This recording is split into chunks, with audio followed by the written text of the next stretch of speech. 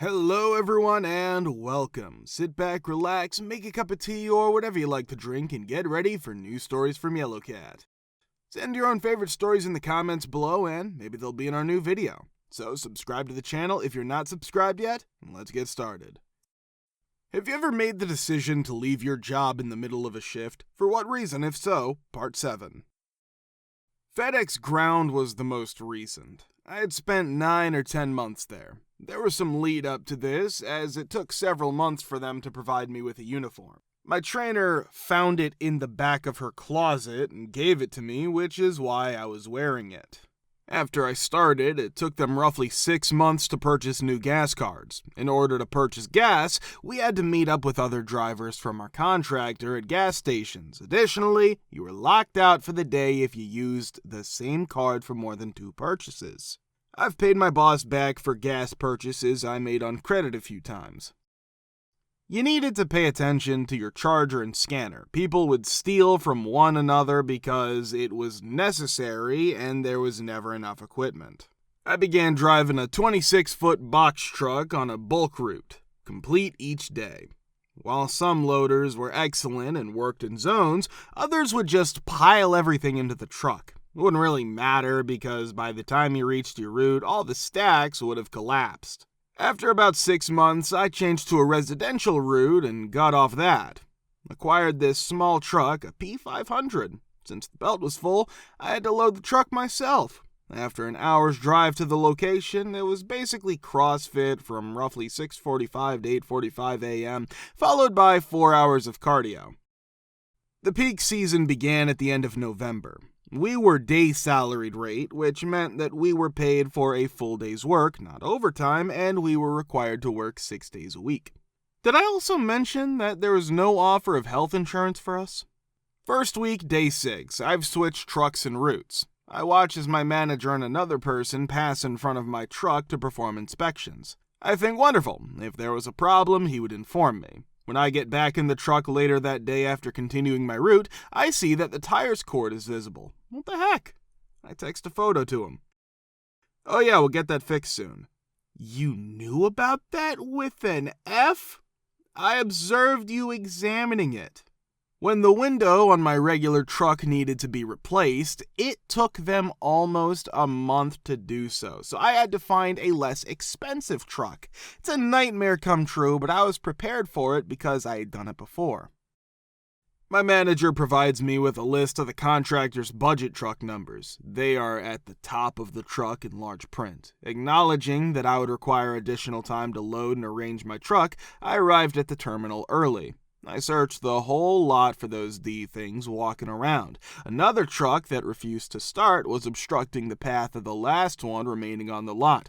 Oh, and if you see the managers that day, it's only about half an hour before dispatch. I gathered my gas card, tablet, scanner, and charger, placed everything on their table, and left. I wasn't bothered for quite some time because nobody else was there yet. What an effing S show. Yes, I worked in auto claims at Hartford. After returning from a week-long vacation, I sat down at work, turned on my computer, and discovered that I had more than 50 claims, including older ones that needed attention. When I was away, my team was meant to be given the knee claims, but they weren't. My boss would do arts and crafts at her desk and was never able to assist or mentor me. She would respond to my questions by saying, "Oh, that's a good point," or "That's a good question," and then she would continue without providing an answer. Even though she agreed with my decision, she overruled me on the one claim I settled when the guy complained that he should have gotten more money for his car. Every week, we would review our scores for how we performed. Your unfavorable calls would be played for the entire office, and you would be asked, "What do you think went wrong? What more could you have done?" In any case, I turned off my computer, grabbed my bag, and walked to the elevator past the director and my boss's boss, who were exiting the building after logging in and seeing the new claims. I replied, "I'm great," when they asked how I was. I went to my car and made my way back home. I sent out an email announcing my resignation effective immediately. Nothing has ever made me detest life more than this place. I was hopeless, melancholy, put on 20 pounds, and felt ill every morning before work. I swear, after I left, I started to enjoy life again. The wind felt different, the birds were chirping, I could see color again, and the music was louder and more vibrant. A few days later, I returned to managing a UPS store at my previous job. So Hartford, F you, your fluorescent lighting and lack of leadership and employee development / work and life balance. 0 out of 10 would never suggest or carry out again. Yes, even though I felt terrible, there was too much stress. With the exception of the 2 cooks in the back who could not communicate with me in English, I was by myself when it came to serving and taking orders, etc. I was a college student working a summer job when I turned 21. After 3 weeks of training, I was assigned to a Sunday shift at a healthy Thai restaurant in the area. To put it mildly, the post-country club clientele that this restaurant catered to was extremely well off. The other days of the training went well. The restaurant could accommodate 35 guests. Server took orders, served, and cleaned, while another worked the register and answered phones. There were 2 cooks in the back and 3 workers on the floor. The women I worked with gave me Sunday off because they knew I could manage it, even though it was summer. I could, of course, until a table of 12 people sat down. After that, I had to pour drinks, get soup, answer the phone, handle pickups in the register, clean tables, and seat additional diners who were arriving. They wanted to pay separately, so I had to write down each order for the kitchen. That table of 12 threw me completely off pace. In addition to taking more tables, getting soup, cashing out, and packing orders to go, I had to pour and serve all 12 drinks.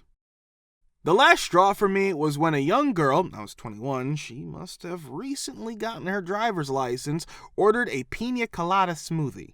Naturally, I have to prepare myself for this. Fill blender with mix, add frozen pineapple, ice, and blend. As for the food, for the 12-person table was being served and a customer was requesting to take their order to go, 3 more people came in and complained that the open table was dirty.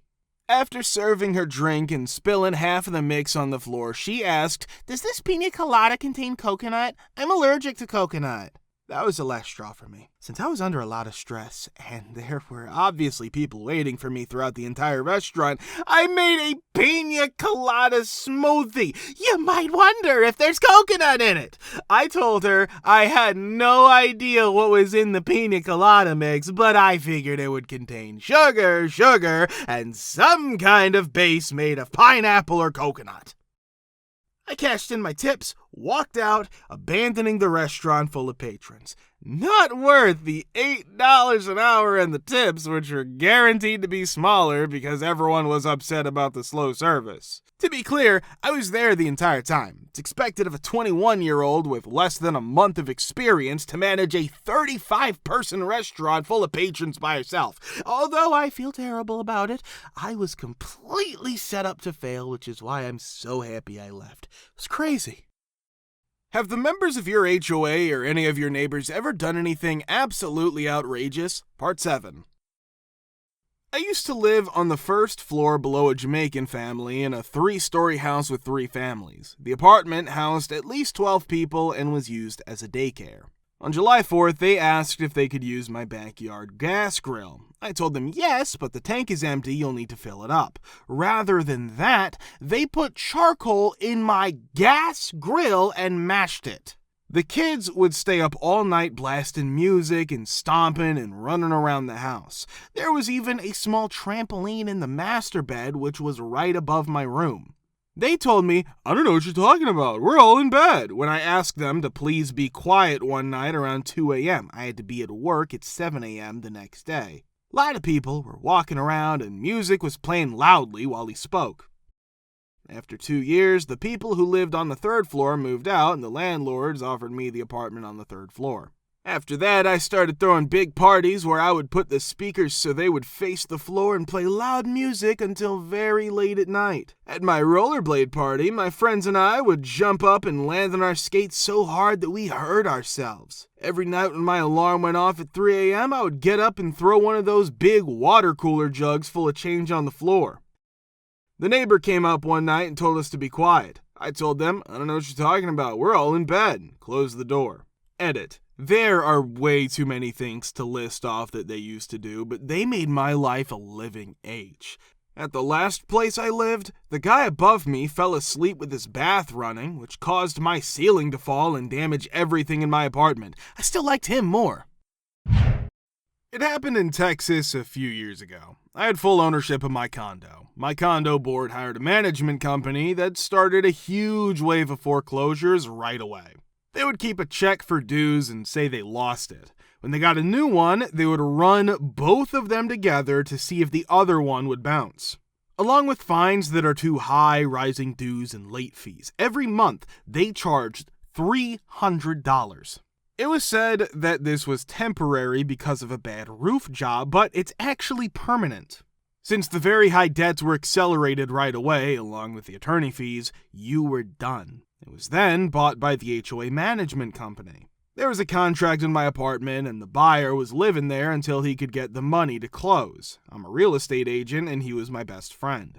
They told him they lost his check to trick him. I got an email the same day telling me I had to be 5 hours away from where I lived with a $10,000 check by Monday morning, or they would start the foreclosure process. I did not have the cash. I could only come up with making a fake letterhead from an attorney's office. I used lie, and deceive, saying that their client, me, had given the property to their firm in exchange for a retainer and future fees related to the lawsuit I was supposedly filing against them. Also, you should send them all correspondence about the property.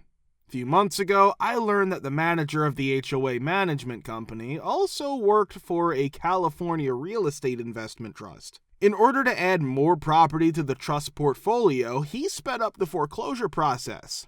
He was trying to buy the whole property, putting in offers to buy and foreclosures. The MC stopped foreclosing on my unit right away. I guess they thought lawyers were in charge of it. Soon after, I was able to close.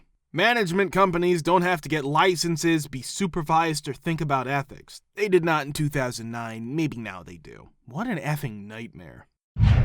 The parking policies and chalk were the two things that our first owner-majority board was obsessed with. Within a new community, there are individuals who have aspirations of possessing the authority to serve on the HOA board.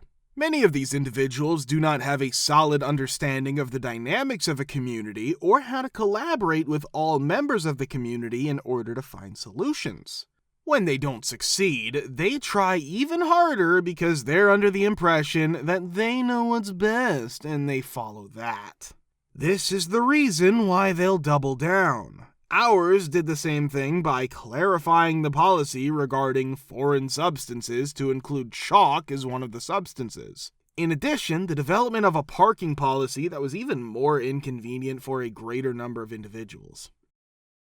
Luck was on our side in the end. Although we had begun the process of recalling them, they began to back down before we had finished collecting votes for a special election to recall them temporarily. There's not a single one of them on the board at this point, which is only a couple of years later because they have either resigned or been voted out of their positions. The unfortunate thing is that these people are neighbors, and I have no doubt that they have something significant to contribute to the conversation. It's not that they had any bad intentions, rather they simply don't have the proper amount of empathy. It's important to note that during that period of time, we went through a new management company, multiple community managers from those companies, and multiple landscapers because people were so passionate about landscaping.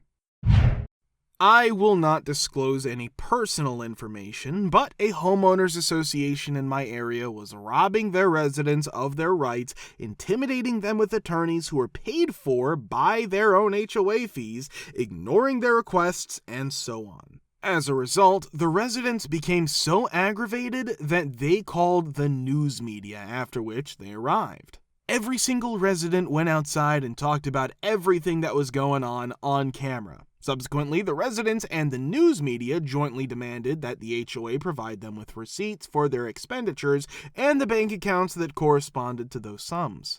As a result of the discovery that they'd been stealing from the HOA funds, all of the HOA agents were arrested and taken to jail. Following the occurrence of that event, a number of residents from a variety of neighborhoods began to threaten their own homeowners associations, stating that they would contact the news media if they refused to cooperate or harass the members. From the looks of things, a new trend in HOAs is emerging. Edit. I'm very close to that HOA. I'm not aware of the name of the news station that they called, but I would go with the local news. These HOA agents have been trained to behave fraudulently. In the same way that almost every other industry is being exploited, this is an attempt to exploit private property neighborhoods in the United States. The outcome of the battle is in our hands. Personally, I'm fighting against the entire octopus in each and every industry. I've reported the HOA to the police, alleging that they have violated my rights. If you want to watch the part 6, click the link here. Thank you for subscribing, the likes, and comments. We're very happy to see you all in the comments too. Thanks for your support.